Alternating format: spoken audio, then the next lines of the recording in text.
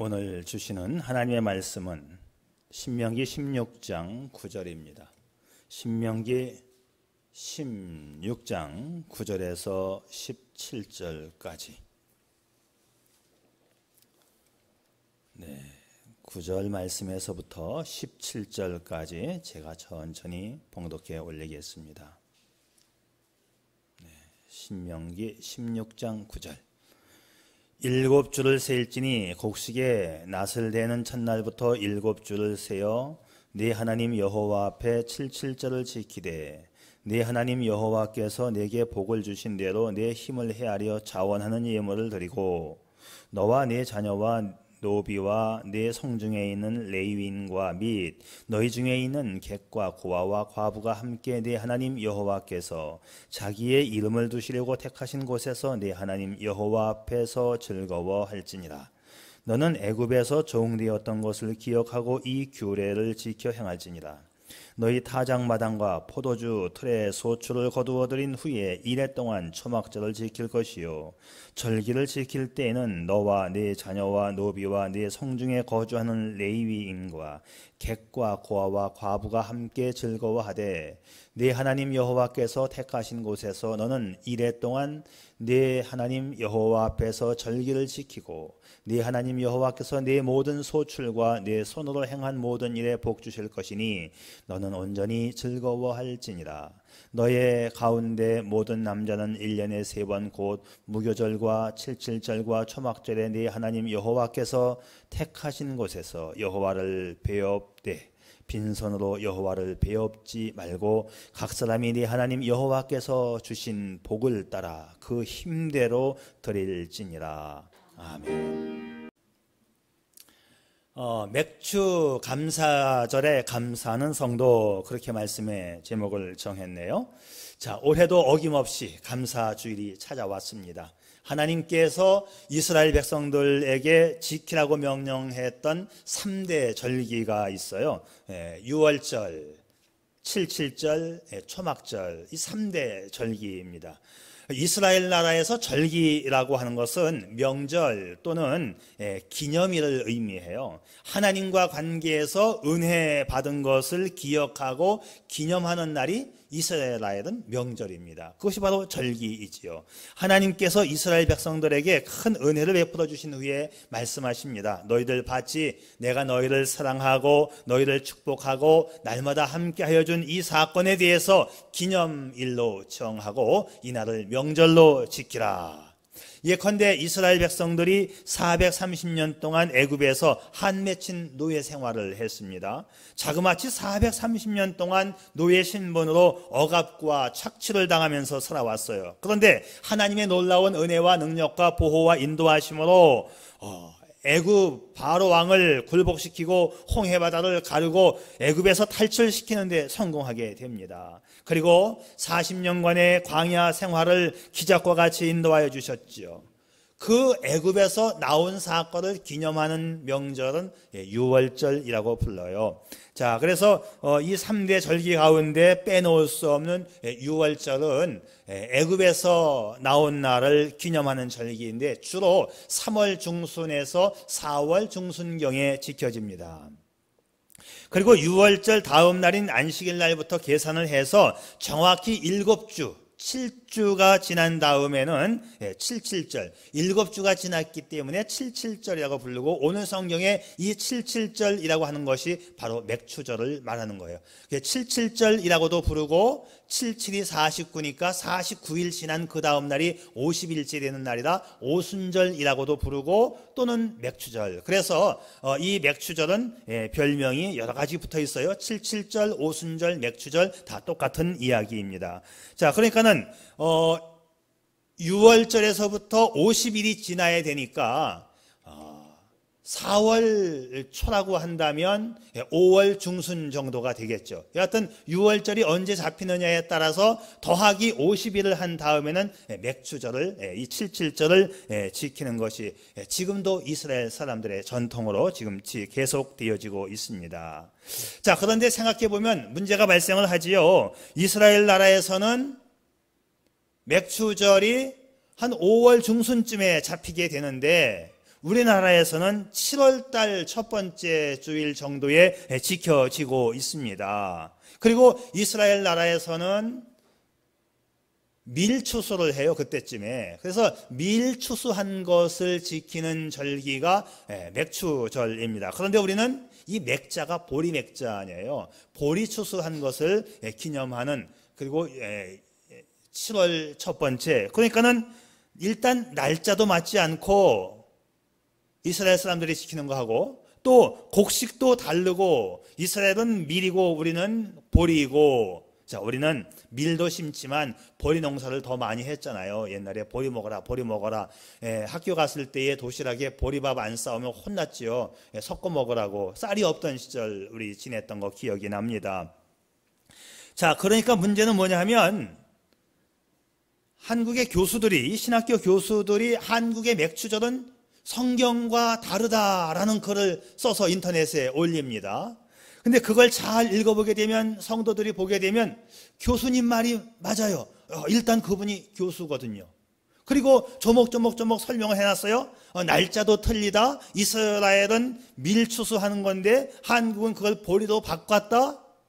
아이고, 우리 목사님 무식해가지고 몰라가지고 이거 틀리는 이 엉터리. 그래놓고는 인터넷에 간혹 보면은 이거 맥추절, 이거 성경적이지 않고 목사들이 돈 뜯어내기 위해서 만든 절기다, 이렇게 해가지고 이제 글을 올리는 경우가 종종 있습니다. 그렇기 때문에 제가 또 말씀을 드릴 수밖에 없는 것은, 그 교수들이 하는 그런 말 따라가지 마십시오.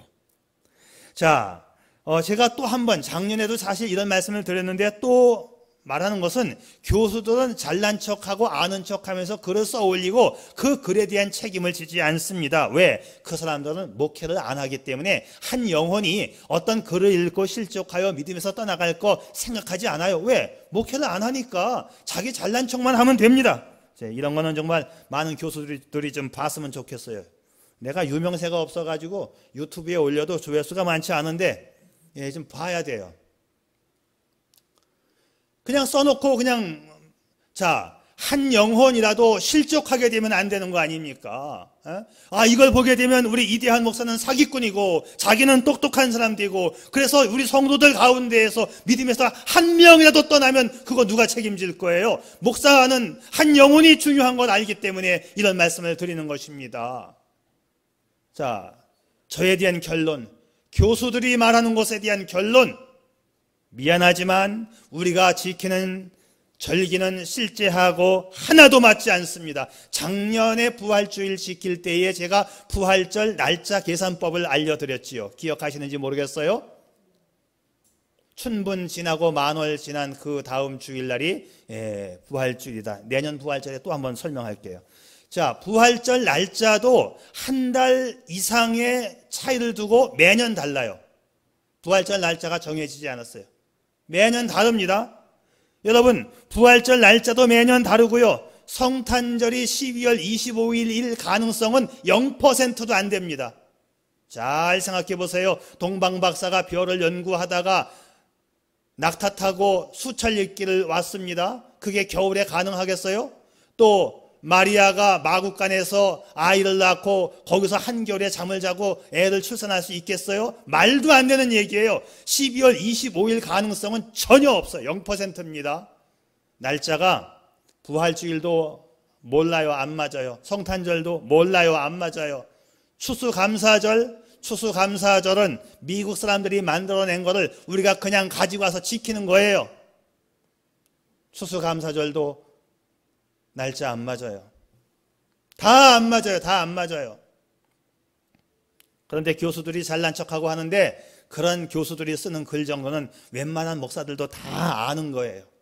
자, 중요한 건 뭐냐 하면, 뭐 단어 하나 가지고 밀이냐 보리냐 따지고 날짜가 뭐 한 달 차이 나니 안 나느니 하고 그런 글 올려봤자 아무 소용이 없고, 중요한 것은 뭐냐 하면 성경에 나와 있는 절기를 우리 상황에 맞추어서 재구성해가지고 우리는 절기를 지키는 거예요. 그래서 조금은 틀리지만 맥주감사절, 추수감사절, 날짜 틀리지만 부활절, 날짜 틀리지만 성탄절 다 지키고 있는 거예요. 바꾸어서 지키고 있는 것입니다.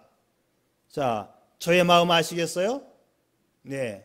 자, 그렇기 때문에 올해에도 한 해에 6개월을 보내고 6개월을 또 시작하는 이 시점에서 맥주 감사주의를 지키는 것은 아주 좋은 전통이고 저는 방식이라고 생각합니다. 여러분, 안심하고 맥주 감사주의를 지킬 수 있기를 바랍니다.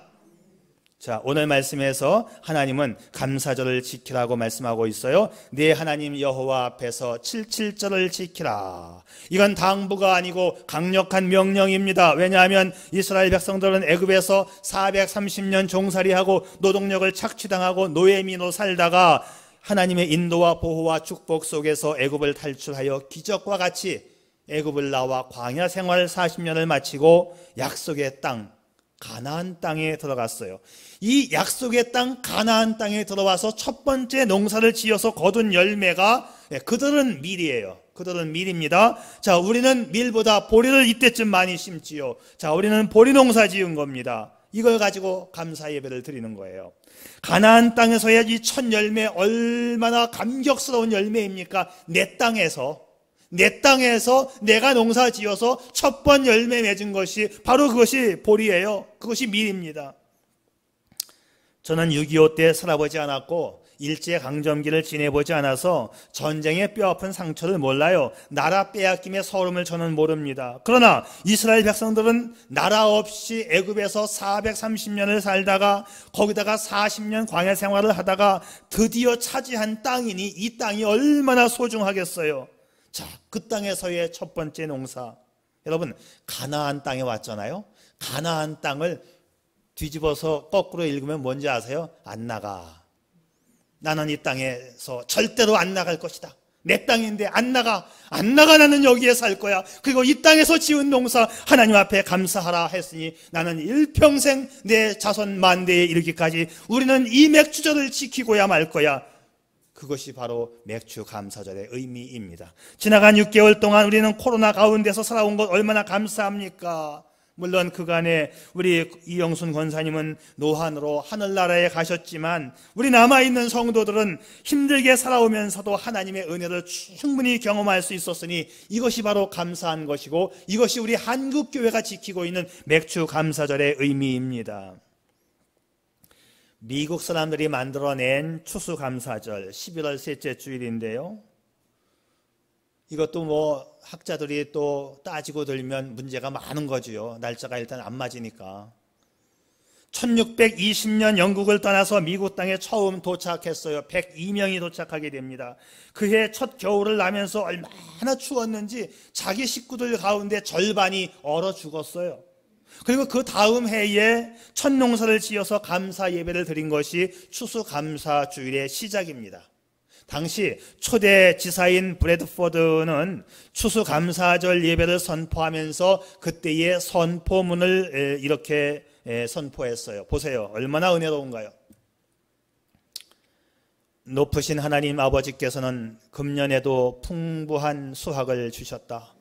인디언의 도움을 받아 옥수수와 밀, 콩과 호박 그리고 여러 가지 채소를 심었으며 자라나게 해 주셨다. 야만인의 습격에서 보호하시며 악한 질병으로부터 지켜주셨다. 그 무엇보다도 우리는 우리의 양심을 따라 자유롭게 하나님을 예배할 수 있게 되었다. 나는 모든 순리자들에게 선포한다. 1623년 11월 29일 오전 9시부터 정오까지 어른들과 아이들 모두 모여 목사님의 말씀을 듣고 이 모든 복을 내려주신 전능하신 하나님께 감사 예배를 드리자.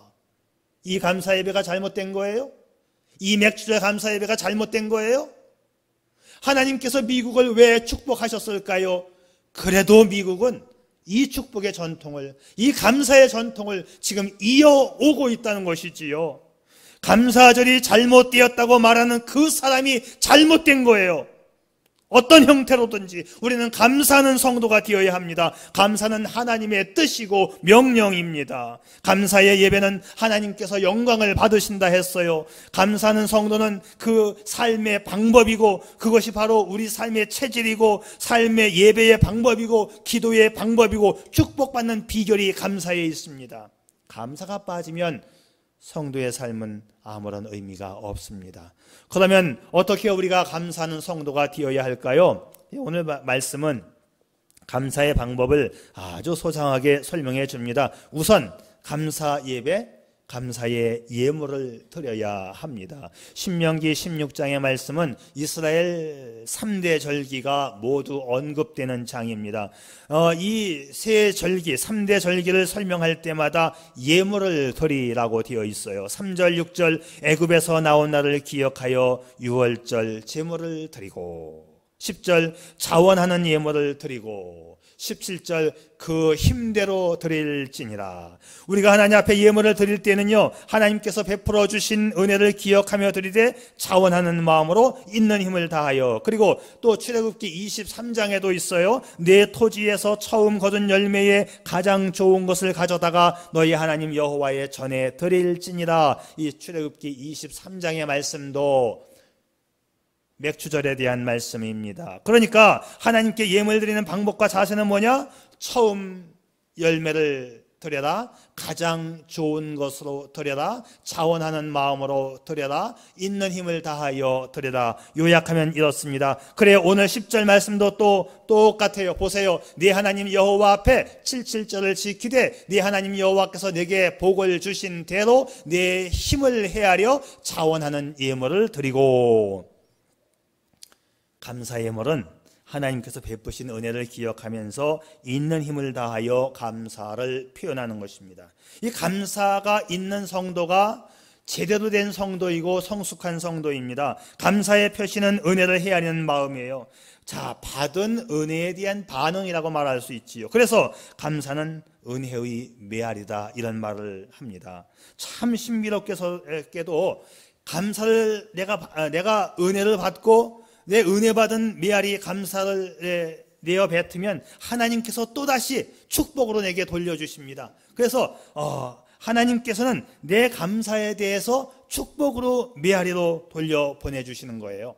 그래서 감사하는 성도가 또 복을 받고 또 감사합니다. 하나님은 우리에게 감사하라고 말씀하시면서 감사하는 자에게는 더 큰 축복으로 보답하시는 거지요. 나는 하나님께 감사하고 하나님은 나에게 축복하고 나는 또 하나님 앞에 감사하고 하나님은 나를 또 축복하시고, 그래서 감사와 축복은 이렇게 뱅글뱅글 돌아가는 선순환의 축제가 되는 거예요. 그렇기 때문에 신학자 바클레이는 또 이런 말을 했어요. 감사는 인간의 본성이다. 새가 노래함같이 사람은 감사한다. 감사는 하나님의 사랑에 대한 인간의 본성적 반응이다 했습니다. 시편 50편에서도 이런 말씀이 있지요. 감사로 제사 드리는 자가 나를 영화롭게 하나니 그의 행위를 옳게 하는 자에게 내가 하나님의 구원을 보이리라. 아멘.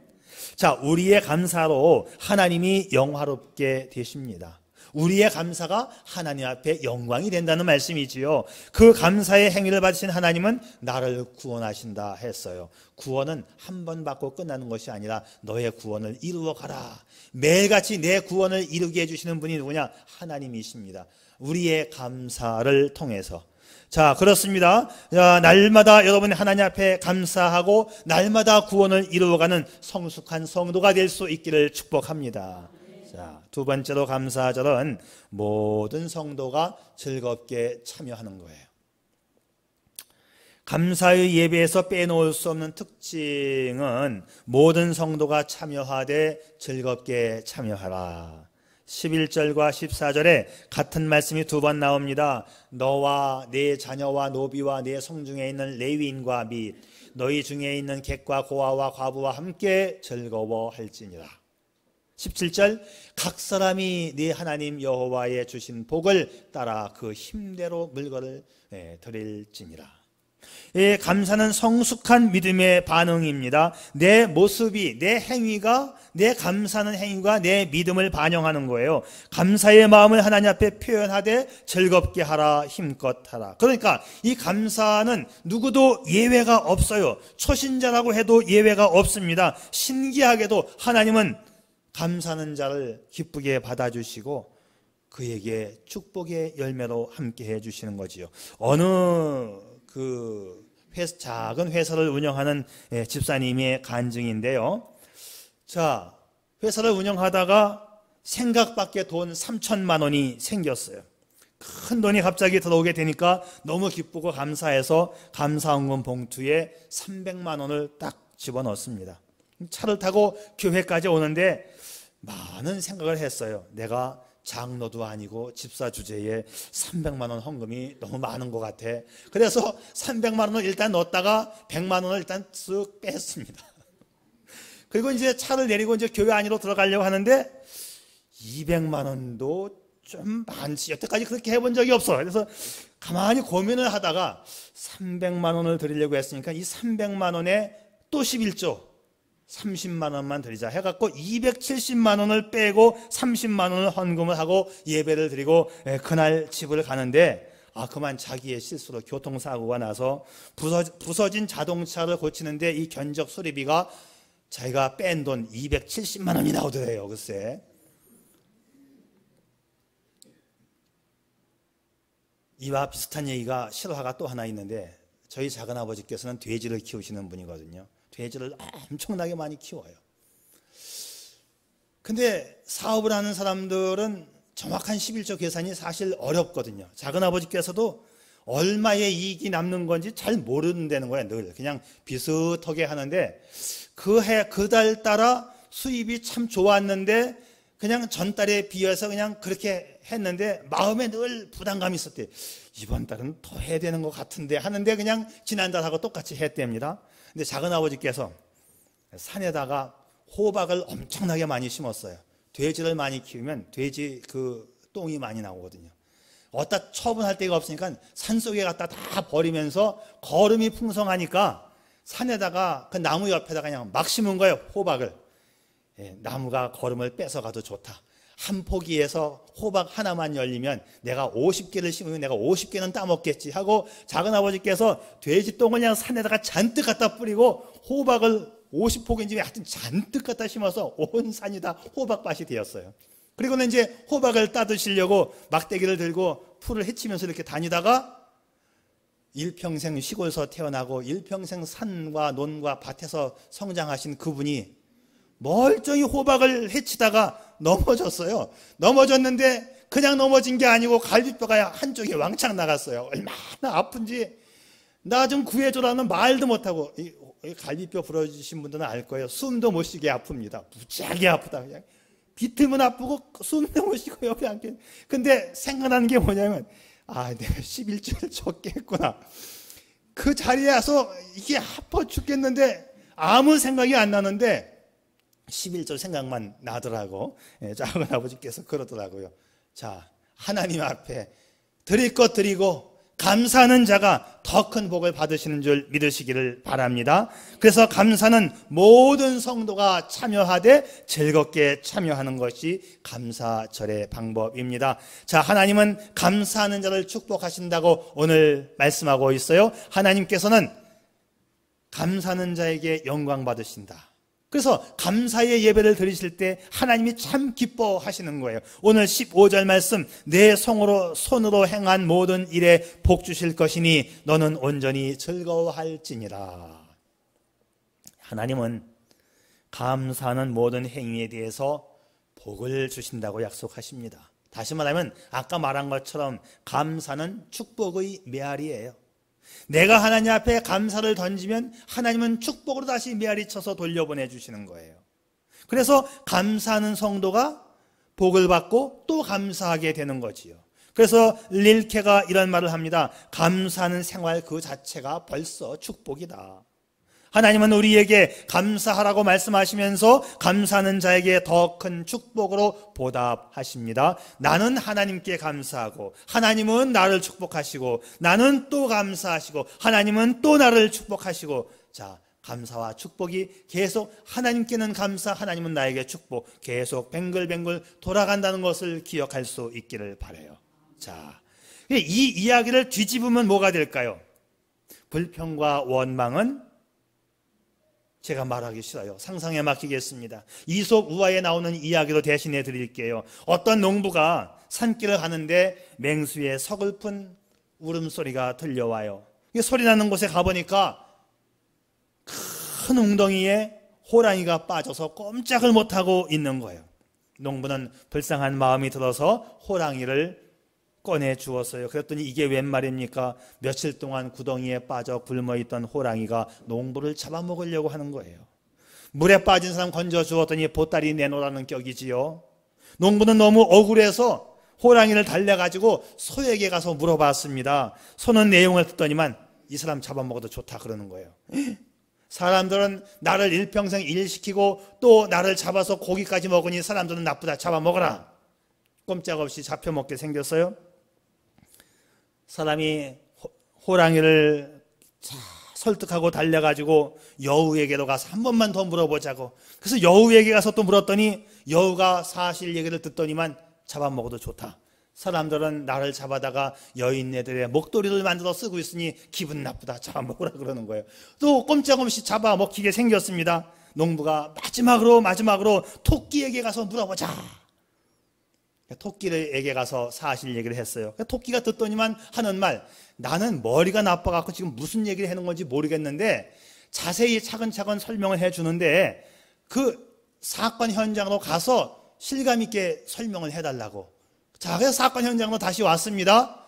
와가지고는 호랑이가 그 구덩이에 다시 들어가서 내가 이 구덩이에 빠져 있었고 이 사람이 밖에 있었는데 하고 이제 설명을 하는 거예요. 그러니까는 토끼가 하는 말, 아 그렇구나, 그래 너는 계속 구덩이에 있어라, 우리는 갑시다 하고 왔다는 얘기 아닙니까?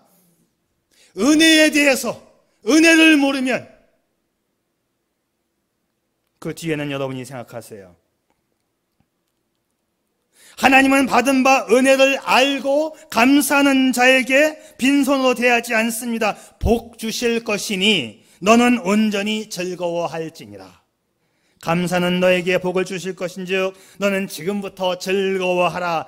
여러분 감사하셨나요? 그러면 지금부터 복 주실 것을 기대하고 감사할 수 있기를 바랍니다. 물론 하나님이 주신 이 복에 대해서 내가 먼저 감사를 표현해야 됩니다. 그래야 복이 오는 거예요. 자, 하나님의 약속하는 말씀은 감사하면 또 복을 주실 것이니 너는 즐거워하라. 그래서 감사가 뭐냐? 축복을 불러오는 열쇠가 되고 통로가 되는 거지요. 이 감사가 없이는 축복이 오지 않는다는 말씀이지요. 여러분 이런 노래 들어봤어요? 제가 또 한 곡 좀 뽑겠습니다. 감사가 무엇냐고 물으신다면 축복의 씨앗이라고 말하겠어요. 기가 막힌 노래 아닙니까? 그래, 영국의 신학자 매튜 헨리는 이렇게 표현했습니다. 보십시오. 감사는 더하기와 같아서 모든 것에 감사하면 거기에 하나님의 축복이 더해진다. 어떤 일이든지 어디서든지 감사하면 플러스의 축복이 주어진다. 그러나 반대로 원망과 불평은 빼기와 같아서 있는 것까지 빼앗기고 없어진다. 감사는 축복이요 불평은 쪽박입니다. 자, 여기서 제가 문제 하나 내겠습니다. 여러분, 감사와 불평의 공통점이 뭘까요?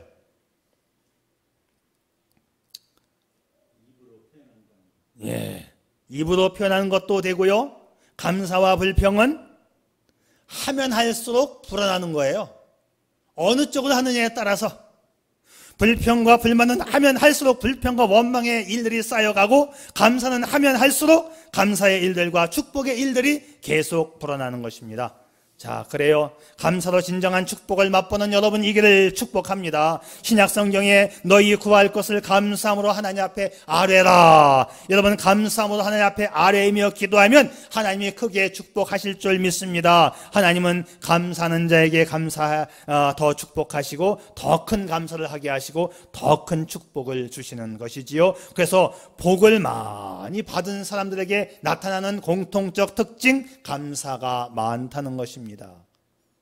어떤 부잣집 주인이 가마꾼들에게 야, 내가 개를 잊어버렸는데 좀 개를 좀 찾아오너라 했더니 이 가마꾼들이 하는 말이, 주인님, 우리는 가마를 매는 사람이지 개 찾아오는 심부름꾼이 아닙니다 그러는 거예요. 거절을 하더래요. 주인이 좋다, 그럼 개는 내가 찾을 테니까 너희들은 가마나 매거라. 자, 산으로 가자. 그리고 가마를 타고 산으로 갑니다. 저쪽 산으로 가자. 또 갑니다. 자, 여기 없구나. 자, 이 개울을 건너가거라.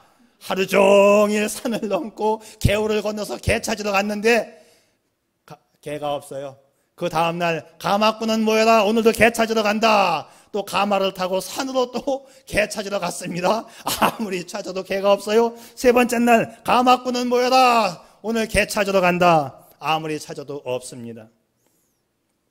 그제서야 가마꾼들, 주인님, 개는 저희가 찾을 테니 주인님은 집안에 가만히 앉아 계십시오 하더라는 거 아닙니까?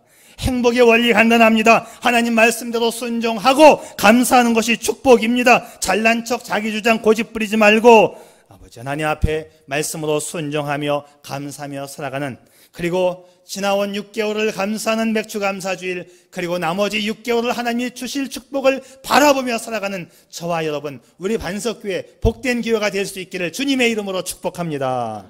기도하겠습니다.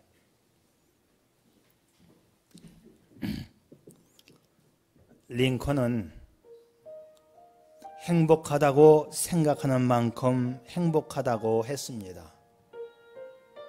그러니까 행복은 환경이나 조건에 의해서가 아니라 내가 행복하다고 느끼고 그 행복한 것을 입으로 말하며 감사하는 자에게 행복이 찾아옵니다.